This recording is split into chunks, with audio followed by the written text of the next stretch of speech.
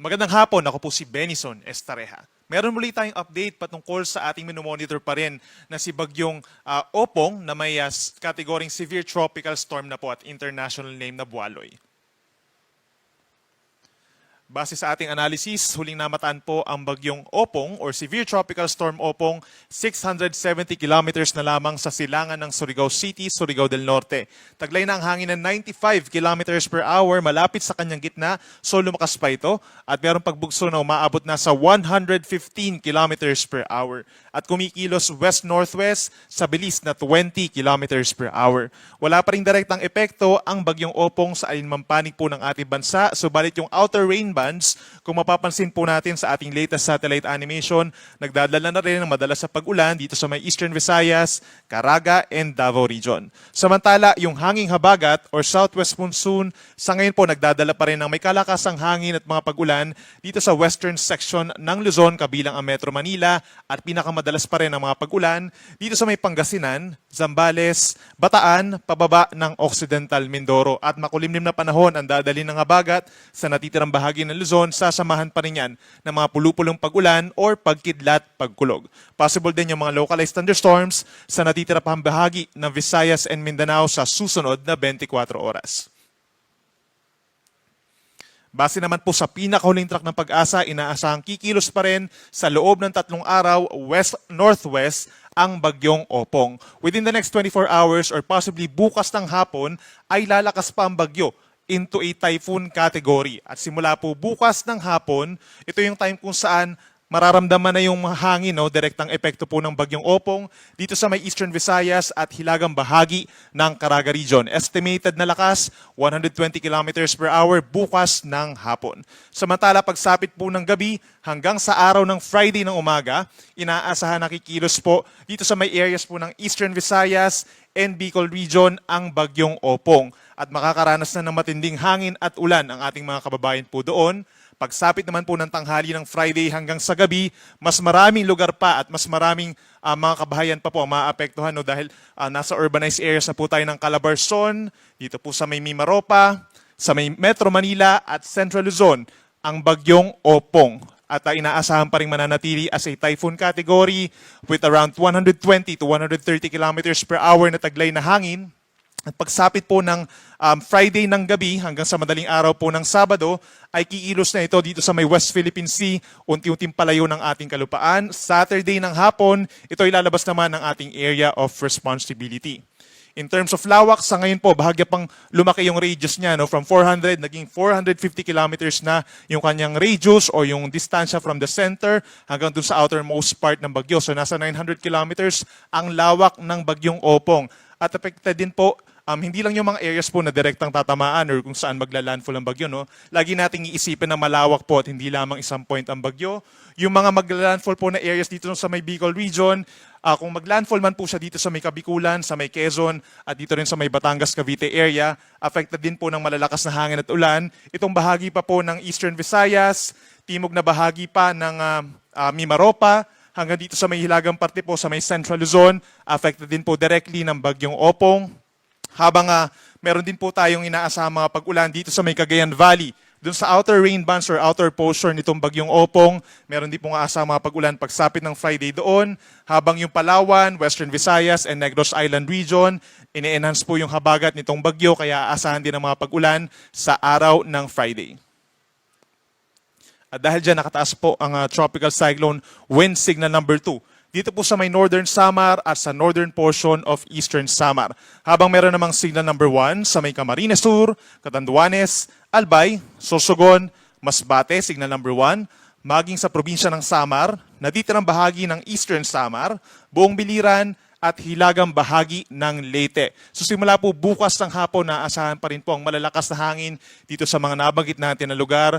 At please take note, posibleng mas marami pang lugar or maraming lugar talaga po ang magkakaroon pa ng mga wind signals at mas matataas pa po yung ating mga wind signals ay tataas habang lumalapit itong si Bagyong Opong sa ating kalupaan. Pinakamataas na po ang signal number 4 kung pagbabasihan natin yung ating latest forecast intensity na typhoon.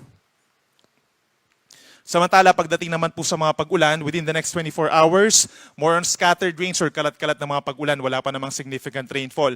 Pero simula po bukas ng hapon hanggang sa Friday ng hapon, dyan na magkakaroon ng mas maraming mga pag-ulan na malalakas ang ating mga kababayan dito po sa Luzon and Visayas, direktang epekto nitong si Bagyong Opong.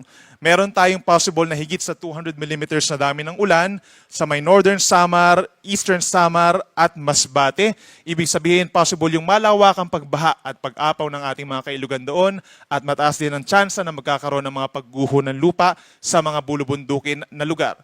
Pagsapit naman dito sa may probinsya ng Samar, posible ang 100 to 200 millimeters na dami ng ulan. Possible din yung mga pagbaha at landslides. Habang 50 to 100 millimeters naman ang posible simula po bukas ng hapon hanggang sa Friday ng hapon dito sa may Leyte, Southern Leyte, Cebu, Negros Island, maging dito rin sa buong Western Visayas at sa lalawigan ng Palawan at Romblon. Inaasahan din po bukas ng hapon hanggang sa Friday ng hapon. Ito nga yung time kung saan malapit na sa may Eastern Visayas at Kabikulan ang Bagyong Opong. Dito po sa may Sorsogon, possible yung higit 200 millimeters na dami ng ulan. Sa natitirang bahagi ng Bicol Region, possible yung 100 to 200 millimeters. So mataas din ang tsansa ng mga pag-ulan na malalakas sa Camarines Provinces, Albay, Catanduanes, maging dito rin sa lalawigan ng Quezon at Marinduque.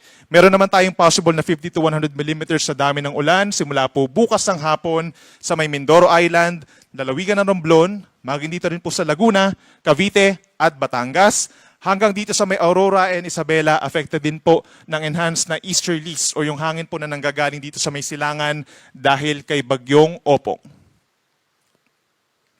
At pagsapit naman po, Friday afternoon hanggang Sabado ng hapon. Ito po yung time kung saan nandito sa may Quezon Province ang Bagyong Opong hanggang sa binabagtas po itong Calabarzon, Metro Manila at Southern Central Luzon hanggang sa makarating ng West Philippine Sea. So ibig sabihin, maraming lugar pa rin dito sa may Southern Luzon ang posible magkaroon ng matinding ulan. 100 to 200 millimeters po ang posible sa may Camarines Provinces, dyan sa amin sa Quezon, gayon din sa Marinduque, Romblon, Mindoro Provinces, Batangas, Laguna at Cavite.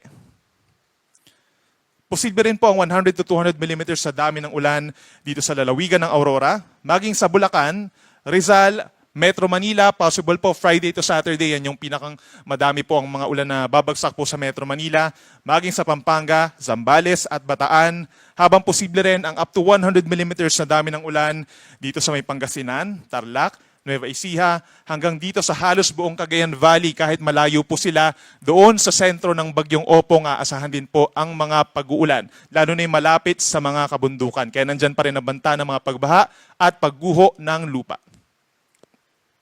Pagdating naman po sa lakas ng hangin, bukod doon sa mga may wind signals at magkakaroon ng wind signal sa mga susunod pa na araw, asahan po tonight, most of Luzon may mga pabugso-bugso pa ring hangin dulot ng southwest monsoon, maging sa Western Visayas, Zamboanga del Norte, Misamis Occidental and Oriental, ganyan din sa Camiguin, Agusan del Norte, Surigao del Norte, Dinagat Islands, Sarangani Province, Davao del Sur and Davao Oriental. At pagsapit po tomorrow at sa araw ng Friday, mataas pa rin ang tsansa ng mga pabugso-bugsong hangin sa malaking bahagi ng bansa. Mapabatanes man yan hanggang sa iba mang bahagi ng ating bansa sa Mindanao, mayroon pa rin pong mga gusty conditions dulot ng southwest monsoon na bahagyang epekto na rin po nitong si Bagyong Opong. At pagdating sa mga pag-alon, sa ngayon po wala tayong nakataas na gale warning sa alimang baybayin po ng ating bansa. Medyo maalon pa rin dito sa West Philippine Sea at extreme northern Luzon, 2.5 hanggang 4 meters. So higit sa isang palapag ng gusali pa rin ang mga pag-alon. Delikado for small sea vessels. Habang tumataas na rin ang mga alon dito sa may silangang baybayin po ng Visayas at Mindanao, kung saan nga pinakamalapit ang Bagyong Opong. So bukas, possible na tayo magtaas ng gale warning and eventually mas dadami pa nga yung mga wind signals natin dito sa may Southern Luzon and Visayas. So most likely, pagbabawalan na po ang sea travel sa maraming baybayin dahil delikado na po ang mga pag-alon. Magpapatuloy yan hanggang sa araw po ng Friday. At sa ngayon, meron na po tayong babala ng daluyong throughout the passage of Bagyong Opong sa susunod na 36 hours dito po sa ating mga coastal communities. Catanduanes, 2.1 hanggang 3 metrong daluyong or storm surge. Maging sa eastern coast ng Camarines Sur, eastern coast ng Albay, eastern coast ng Sorsogon, at Northern Samar. Habang posible naman ang 1 to 2 meters na daluyong po sa susunod na 1.5 araw dito po sa western coast ng Sorsogon, maging sa eastern coast ng Masbate, sa mga coastal communities ng Samar, Eastern Samar, at Biliran. So yung payo natin sa ating mga kababayan po doon, kung kinakailangan mag-evacuate, kung kayo po ay malapit sa mga coastal communities, ay makipag-ugnayan na po sa inyong mga local government units for possible evacuation dahil inaasahan yung pagragasa po, yung pagpasok ng malakas na tubig or matataas na mga tubig dahil po sa malakas na hangin. At yan muna ang latest mula po dito sa Weather Forecasting Center ng Pag-asa. Yung next update natin ay mamayang 11:00 po ng gabi at mag-ingat po ang lahat. Ako po si Benison Estareja.